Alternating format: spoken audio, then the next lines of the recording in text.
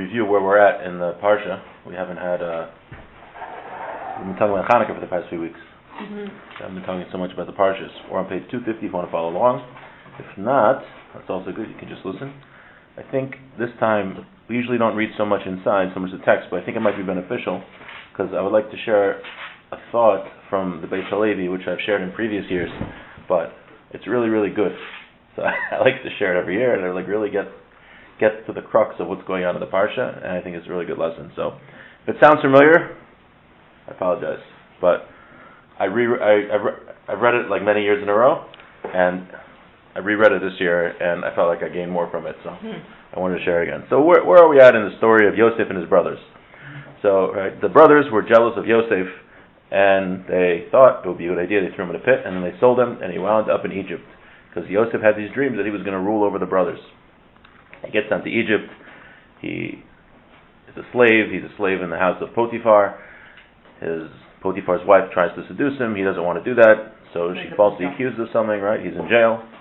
And then he is there for a very long time. Eventually, he interprets the dream of the cupbearer, and Pharaoh needs his dreams interpreted, and he says, oh, I know this guy Yosef who can interpret dreams. And Yosef predicts that there's going to be years of plenty, followed by years of famine.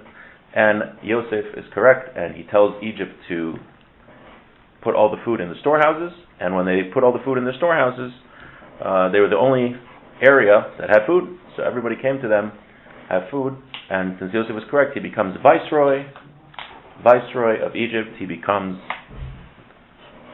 second in command. Oh, Stephen, I apologize, we don't have Yachik, we have Cholent.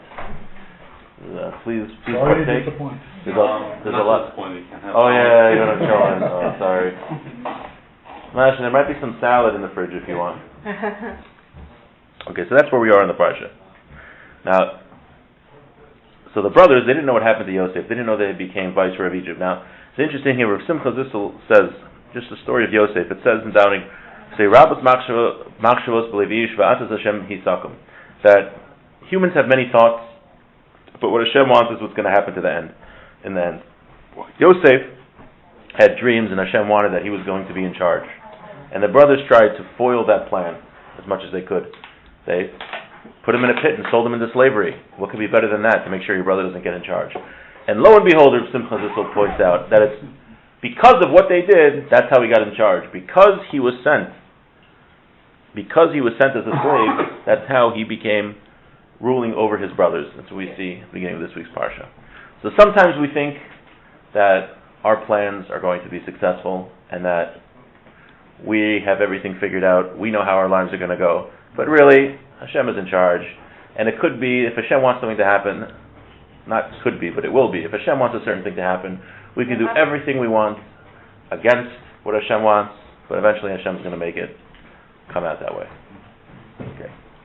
So in this week's Parsha, the brothers come, well, this is really last week's Parsha still, the brothers originally came, except for Binyamin, right? Yaakov had two sons from his wife Rachel, right, that he loved very much. One son was Yosef, and one son was Binyamin. Yosef was gone, and Yaakov thought he was dead. So all the brothers, there was a famine in Eretz Yisrael, they go down to Egypt. The only brother that stayed behind was Binyamin. He was very dearly loved by his father as the only remaining child of Rachel. Now, when the 10 brothers come into Egypt, Yosef accuses them of being spies. Well, he thinks they're spies. That's why they thought they would be accused of being spies. So they came in through different entrances. And then Yosef says, you need to come back here. If you need more food, you need to come back here, and you need to come back with Binyamin. Leave one of your brothers here, and only come back if you have Binyamin. And they say, we can't do this. Our father loves Binyamin. If something were to happen to Binyamin, our father wouldn't be able to handle it. So the brothers go back, and they argue with their father. They said, we left someone there. We have to get him back, so we have to bring Binyamin. We're only going to bring Binyamin. He's only going to give us our brother back if we bring Binyamin down there. And Yaakov didn't want to let him go. He said, I can't let him go. This is my last remaining child from Rachel. I can't do it. So eventually they convince him, and Binyamin goes down. So then Binyamin goes down. Yosef sees Binyamin, very emotional, but he keeps it to himself. He has not yet revealed who he is. The brothers don't recognize him, of course. And then Yosef has one of his servants hide a goblet from him in Binyamin's knapsack. And they accuse him of thievery, and they're going to keep Binyamin here. And that's where our parsha begins. So I would like to read the psukim, point out some seeming questions on it, some seeming inconsistencies, and then we can discuss it. Vayigash elav Yehuda. Yehuda approached Yosef. Vayomer bi Adoni yidaber na'avdecha davar be'oznei Adoni va'yichar amcha be'avdecha. Let your servant, let me speak to you, and please don't get angry. Kechamocha kechaparo. You're as important as Paro. Adoni sha'al avodav lemor. You asked us, saying, Hayesh lechem av ach. Do you have a father or a brother? But Naimer al Adoni, we said to you, our master, Yesh lanu av zakin. We have an old father. V'yelad zikunim katan. He had a child in his old age, right? It's Binyamin. V'achiv meis, his brother died. V'yivaser hu levado, he's left alone. Le'imo le'aviv ahevo. His father and mother loved him. V'tamar alavadecha, you told your servant, Hariduhu elai, bring him to me. V'atzima eina elav, that I might look upon him. V'naimer el adeni, lo yuchol hanai la'azav es aviv. We said that he can't leave his father. V'azav es aviv ameis. If he would leave his father, he would die. V'taimer alavadecha. He told us, if you don't bring Binyamin, you can't see me anymore. We told what you said to our father. Go back and get us some food. He said, well, we can't get food because he said that we can't come back unless we have our younger brother. We can't see him if Binyamin's not with us. Do you know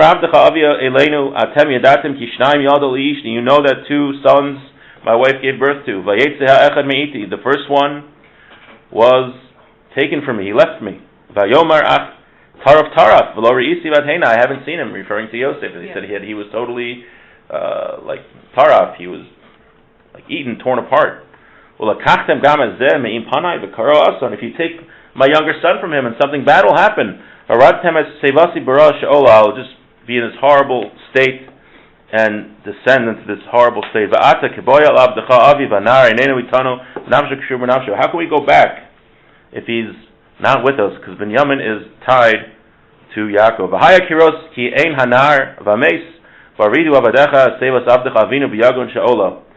Yaakov will die if we return from Binyamin, right? So here Yosef has Binyamin in prison, and the brothers don't realize this. Yosef says, you have to give us Binyamin back or something horrible is going to happen to our father. So he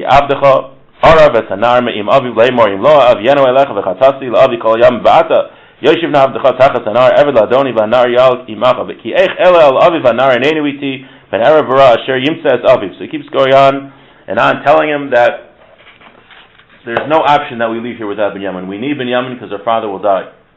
Yosef couldn't bear it anymore. This is like one of the most dramatic scenes in Chumash. But he sent anyway.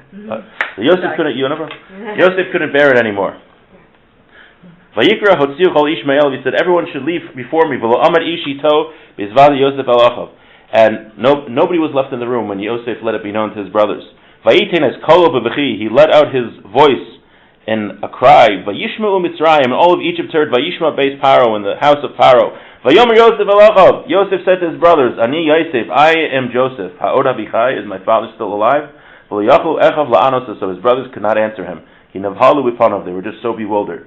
Vayomer Yosef alachav. Yosef said to his brothers, Gishu na'ilai, come to me. Vayigashu, and they touched each other. Vayomer Ani Yosef achichem asher mechartem osi Mitzrayim. I am Yosef, your brother, who you sold to Egypt. Now, very dramatic scene. You have a question on that? Did Binyamin get there, or did he not get Yes. there? Was he separated from his father, or no? Or did his father accompany Binyamin down to Egypt?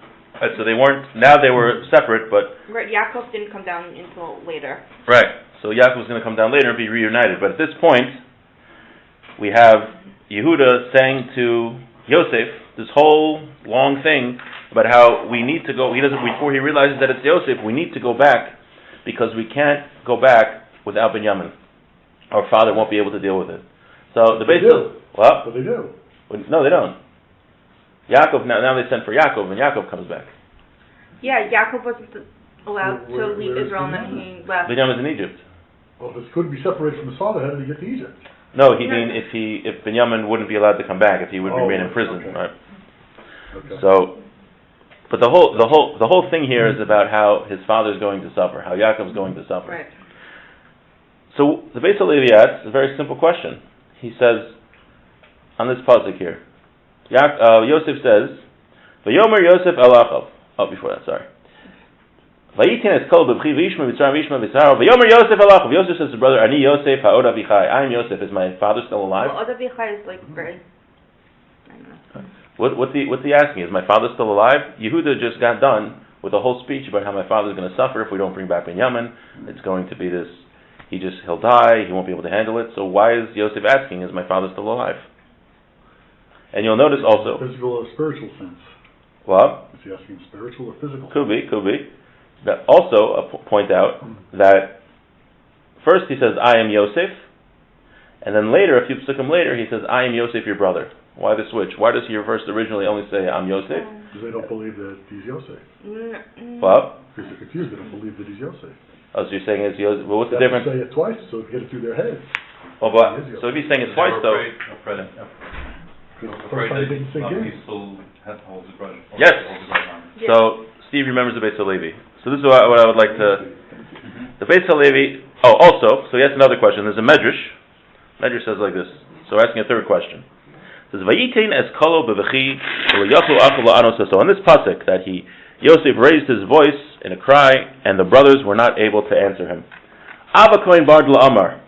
Ava Kohen Bardla says, that's his name. Oy lanum yom hadin. Woe to us from the day of justice. Oy lanum yom tochacha. Woe to us for the day of rebuke. So he says, Yosef kitna shel shvatim hayav lo yicholim la'am b'tochacha. Yosef was from the youngest of the tribes, and his brothers weren't able to withstand his rebuke. And the brothers weren't able to answer him. So he says, also, all of us, when we go in front of Hashem, we're not going to be able to answer Hashem when he rebukes us. So the Beis Halevi has two more questions on this. So we're up to question 3. Question 3 is, what does this verse have to do with rebuke? He just said who he was. He says, I am Joseph. Number 4, another question. What is this double wording of woe to the day of judgment, woe to the day of rebuke? Oy lana yom hadin, oy lana miyom tochacha. What is this double language here? So we have 4 questions. 1, what in the world, why was Yosef saying, is my father still alive? Yehuda just got telling him that his father was alive. His whole argument was based on the fact that Yaakov was still alive. Number 2, why does it say Yosef? He says, I'm Yosef, and only later does he say, I'm Yosef, your brother. Number 3, why is this a rebuke? Number 4, what does it mean, miyom hadin, and what does it mean, liyom tochacha? So he says, really, when Yosef was saying, ha'od avichai, is my father still alive? He was not telling him who he was. That was not the purpose of what he was doing. The purpose, and he was not asking if his father was still alive. Yosef knew his father was still alive. He just heard Yehuda. He was not asking a question, but he was giving a rebuke. He was saying, your whole argument is that my father won't be able to handle the situation if Binyamin is taken away from him. What did you do when you sold me into slavery? Did you care how my father would feel then? Right. So he was angry at his brothers. He wasn't necessarily angry. I don't know if he was angry, but he was rebuking them, telling them, you did something wrong, right? You can rebuke someone even if you're not angry. Yeah. But he was rebuking them. Now, when he said, I am Yosef, now we know the end of the story because we come to shul for years, so we know what's going to happen. They're going to get along, but they didn't know that. The last time they saw Yosef, they had sold him. Right, he was in a pit with snakes and scorpions, and then they sold him into slavery. And all of a sudden, he's one of the most powerful people in the world, yes. And he's standing in front of them and says, hey, I'm Joseph. They were petrified. Right. And he doesn't say, I'm Yosef, your brother, at first. He just says, I am Yosef, is my father still alive? Meaning, you're so concerned about Binyamin? What about me? You didn't care when you sold me into slavery. Look what you did to my father then. Right. So only after, once he gets the rebuke, he got his point across. That's why a few verses later, he says, Ani Yosef, your brother. He says, I'm Joseph, your brother. Because he wanted to say, don't worry, we're still brothers. Yeah. At first, he didn't want to say that because he wanted to give them a rebuke. Right? So that was the rebuke. So we're saying it wasn't a question. He was not asking a question, is his father still alive? He knew that his father was still alive. But he wanted to rebuke them and tell them that, hey, you guys did something wrong. You weren't so concerned when you sold me into slavery so many years ago, so really you don't care about Binyamin. Your whole argument of saying that you're worried about what our father says, that's not actually true because you really weren't worried about me when you sold me into slavery. And this, the Beis Halevi says, is the double wording. We'll answer the 4th question. What does it mean, Yom HaTochacha and Yom Hadin? the day of judgment and the din of rebuke. So he says, after 120 years, when we go up in front of Hashem, we get judged in front of Hashem, we're going to be judged with two things. We're going to be judged on what we did, doing the mitzvahs that we did, the averas that we did, and that's Yom Hadin. That's the day of judgment. But there's also something called Yom HaTochacha, the day of rebuke. There's another aspect of the judgment. Sometimes we're going to have what we think are good excuses why we couldn't do certain things. Right? We couldn't give tzedakah because we didn't have a lot of money, so we weren't able to give charity. When the campaign came around and the rabbi asked you for some money to help the shul, I either didn't give or I didn't give as much as I could have. But I said, finances were tight and business wasn't looking so up, and I had to save money. So Hashem's going to say, okay, it's a pretty good excuse, but wait a minute.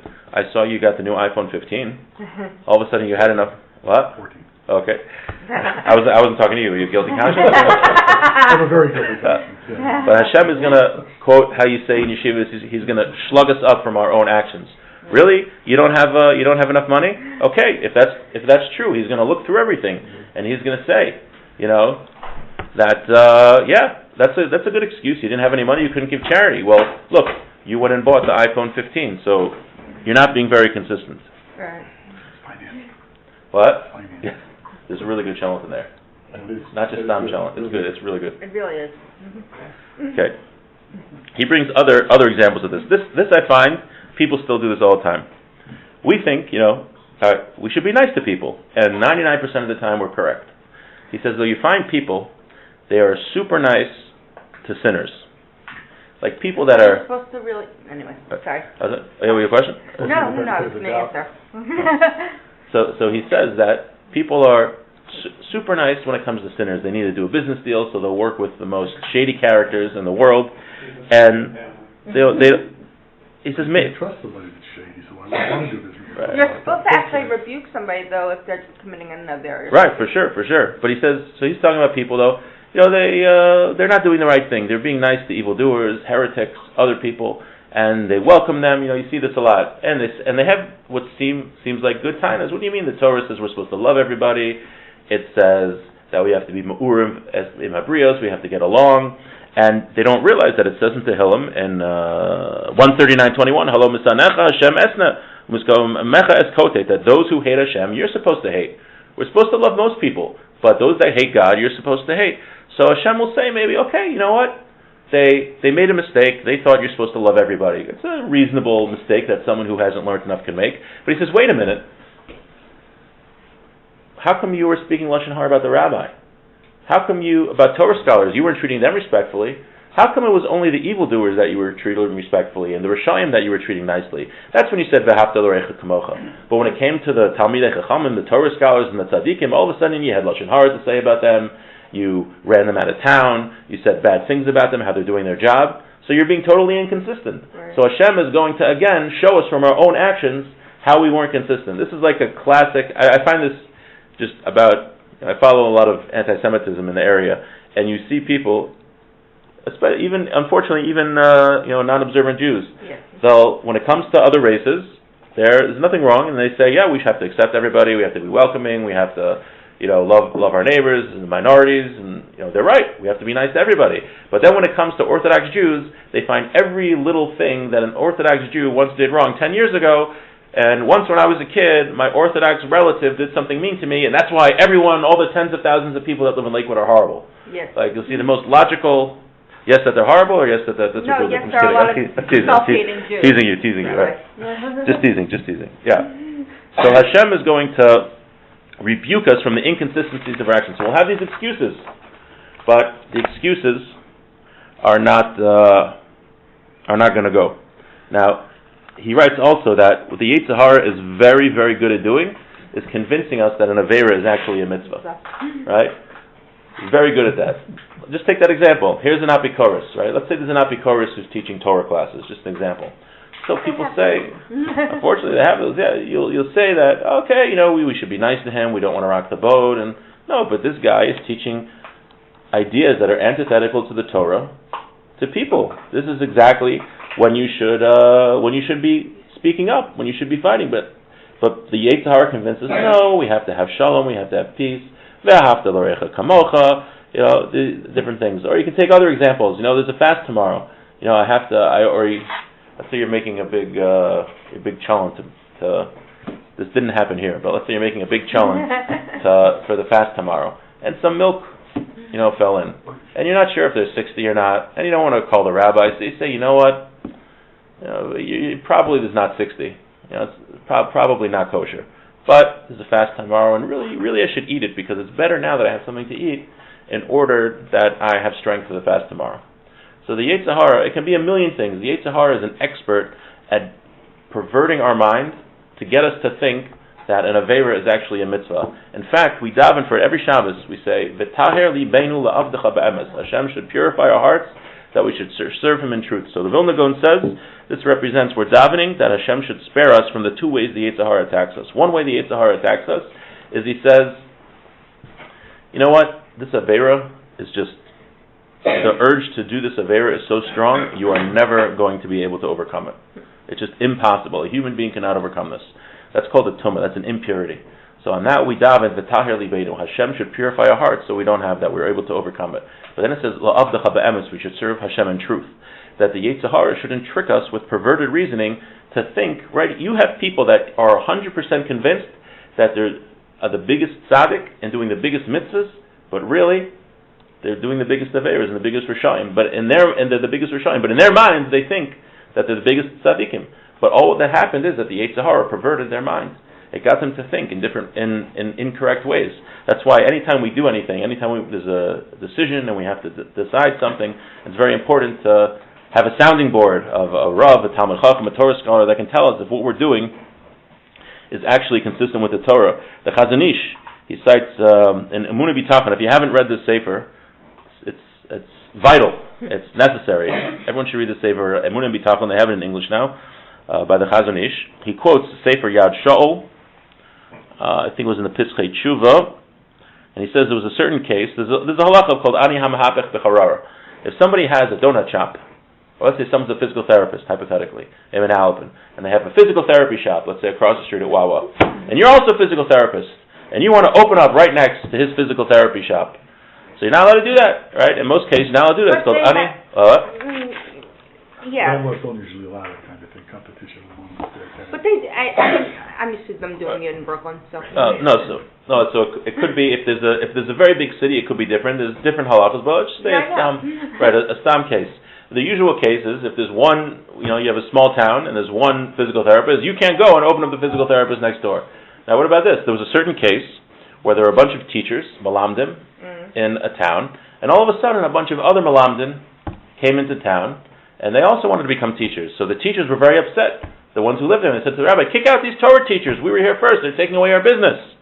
So the Yad Shaul says, now let's think about it. These teachers, if they were correct, that these new teachers weren't allowed to move in, they wanted to go to the secular authorities and have them get kicked out of town. So the Chazon Ish writes, if they were correct, then they were doing a mitzvah. That's what they were supposed to do. But if they're incorrect, they're what's called a meiser. Yes. A meiser is one of the most horrible things you could be when you report on other Jews, your fellow Jews. So he says in this case, the law of ani hamahapech b'charara, that of competition, doesn't apply to Torah, because we want as many Torah scholars as possible teaching, because when you have more Torah scholars, it's kinesill from Tar B'Chachma. When you have more Torah scholars, then it will increase the wisdom. So it's true by other professions, they wouldn't be allowed to do that. You can't have an influx of physical therapists and shoo away all the other physical therapists. But by Torah scholars, it's not true. So the person could think that he's doing the totally right thing. He's taking away my parnasa. I have to feed my family. Who does he think he is to come here and teach Torah when I'm already teaching Torah? I'm going to go and kick him out. I'm going to go to the government and tell him to kick it out. He thinks he's the biggest tzaddik. What? That's being Moser. No, but if it's the right thing, he thinks in his mind that he's doing the right thing, that he's the biggest tzaddik. But that's not the case. He's actually the biggest Russia. You can say the same thing for beauty salons, like that increases the beauty, more pretty women in the town with, it's like... No, it's different, Darren. Trust me. So it seems that, I haven't learned this sugya in depth in a while, but it sounds like we only apply to Torah scholars, because Torah scholar is more important, because you do have the other aspect of it, which you have to balance as a person's livelihood. Or you can't have everyone taking away everyone's livelihood, but Torah is so important here that we want... Famously, restaurants are the biggest concern is when someone wants to open up a restaurant in town, if unless you're talking about something that's fleishik, something that's nothing, you want to open up a fleishik place in a place that only has one fleishik place and limited people, becomes a problem, which is where the Right. is very. But if anyone in Manalapan is more than welcome to open up a restaurant here, as many as they want. Another thing that we do is that the hypocrisy that we all have is that when it comes to judging ourselves, if we do something wrong, we have a lot of excuses. Yeah, I couldn't come to learn Torah today. I was too busy. But when the other guy doesn't show up, like, he thinks he's so frum, he couldn't show up for the class. Ooh. When it comes to us, like, we had a good excuse, right? We really should be doing the opposite. We should be harsher on ourselves and more forgiving. We should be to everybody else. We should be down the kapschos. And the other thing, which is so true, the Beis Halevi brings down when people do this, when it comes to even emunah, even our belief, he says people will attack laws of the Torah that they don't understand and make fun of it and mock it, because they don't understand it. Their logic can't comprehend. Okay, parazuma, they don't get it. Right? A guy, Shatnez is a famous example. Can't wear wool and linen. What does God care? They can't accept that there's a level of knowledge that they can't understand, a spiritual knowledge they can't understand. But when it comes to things like the creation of the universe, You didn't know about Shatnez? when it comes to things like the creation of the universe, when they can't explain where the universe came from, they come up with something called the multiverse, which has no proof at all, which is literally in Marvel movies now, and is like superhero movies. And no, they don't explain where the multiverse, right? They don't explain where the multiverse came from. So people on one hand will believe the most absurd things when it comes to quote-unquote science, but when it comes to Torah, they'll attack things without even giving it a chance, to think about it. There's my Rosh Yeshiva had a Talmud. I think I've said this story before, where Talmud was a rabbi. He was debating a professor of evolution. Now, if you haven't been following up on evolution within the past 5 years, there are so many questions and new questions that have been raised by scientists. You can look at the books, and if anyone's interested in the books, Dr. Tedlitsky gave me several books to read on it. It's fascinating. Stephen C. Meyer has many books on it. There's a book called Darwin's Black Fox by Michael Behe. There's a book by John Lennox. Fantastic books written by, we're talking about Cambridge and Oxford educated scientists and professors who raise serious concerns about evolution and discuss how what we've learned since Darwin hypothesized this in the 1860s, they basically say that evolution is absurd. So this rabbi was debating with this evolutionary biologist, and he asked her some very good questions. So she just got so frustrated, she said, evolution is true because I believe it's true. So it's faith. She has faith. She doesn't have faith in God, but she has faith in evolution. There's a book called, I think it's called I Don't Have Enough Faith to Be an Atheist. I actually saw people believing absurd things. Again, and we're showing that we have to, we're sniping on others, but the trick is to apply it to our own lives, to find our own inconsistencies. But this one is just too good. Francis Crick wasn't a dumb guy. He won the Nobel Prize for discovering the structure of DNA. Very smart guy. So in 1976, he wrote a paper called, I don't know what it's called, but it was about directed panspermia, and actually found it on the National Institute of Health's website. This is a government website. And in 1976, he wrote this paper about directed panspermia. You ever hear of that? You know what that is? Yeah. Directed panspermia is a theory. Where did life come from? So the theory states that aliens came from another planet, and they planted life on Earth. Ancient aliens came and planted life. It's called directed panspermia. Right. So here you have a person who, on one hand, is very intelligent, but on the other hand, he writes a book which is ridiculous. So those same people who believe, you'll find people that believe in directed panspermia, believe in the multiverse, but then they'll ask questions on the Torah without even spending 5 minutes to look into it, without even investigating it, because they can't accept it and they're not being consistent. They wouldn't know how to look into it in the first place. Oh, they know. We have the internet now. You can really look into anything. Yeah, it's like I don't know. Never. So I would like to read actually part of the Beis Halevi inside, and that will just summarize and conclude. He says, also comes by studying Torah. He says, V'chein hu b'inyanei limud Torah. When it comes to studying Torah, many people say they can't learn Torah. He says, I'm not such a smart guy. I'm not intelligent. Right? Torah can be very challenging. I don't think so well. When they nimsa bo ba'asakav b'inyanei olam hazeh. But all of a sudden, when it comes to things they need in this world, when it comes to their business, they're all of a sudden able to think and able to be clever. To cheat even and to get their parnasa. There's a medrash that says, one time I was walking from place to place. There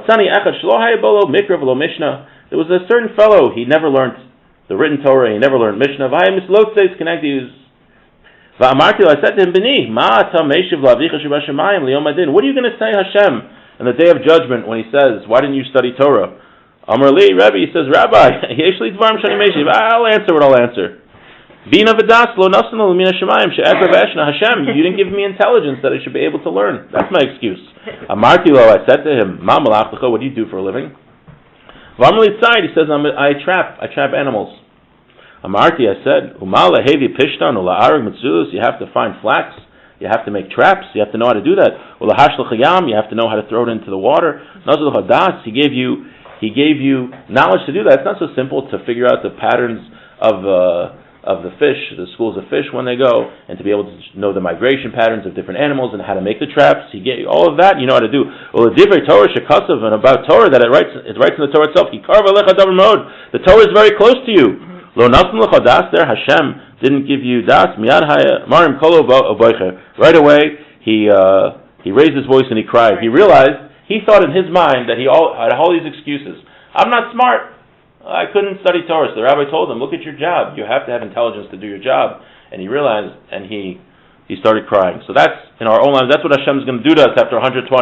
We think we have good excuses. I couldn't do X, Y, Z because I was too tired, I was too poor, I wasn't smart enough. But Hashem's going to say, oh, you weren't too tired, too poor, not smart enough to do all the other things. You were able to buy the iPhone 15. You were able to do... Succeed in business. Right, succeed in business and all these other things. So the lesson is that we have to be consistent. We're all hypocrites. When it comes down to it, we're all hypocrites. That's what it boils down to. The idea is just to work a little bit, that we can think, if we can think in our own lives.